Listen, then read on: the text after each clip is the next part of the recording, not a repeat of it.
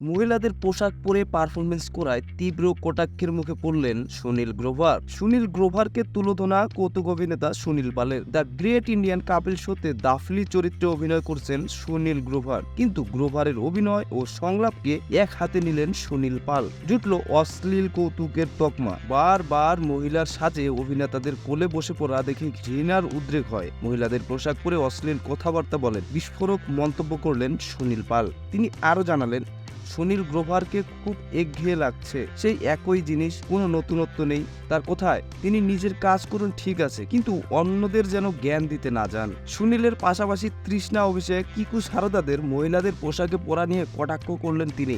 এই প্রসঙ্গে তার বক্তব্য, একে তো অশ্লীল, তার উপর পারফরমেন্সেও কোনো স্বকীয়তা নেই, খুব সস্তার নিদর্শন। মনে হচ্ছে যেন গত পরশু রান্না করা বিরিয়ানি আজ খেতে দেওয়া হচ্ছে। শুধু অভিনয়ের গুণগত মান নিয়েই কটাক্ষেই থেমে থাকেননি তিনি, মহিলাদের প্রতি অশ্রদ্ধার বিরোধিতা করেছেন। মহিলা সেজে এগুলো কি হচ্ছে? নারীদের পক্ষে কি এটা আদৌ সম্মানের? প্রশ্ন তুললেন সুনীল পাল। একই প্রসঙ্গে এখনো কোনো পাল্টা বিবৃতি মেলেনি সুনীল গ্রোভার অথবা প্রযোজকের তরফে।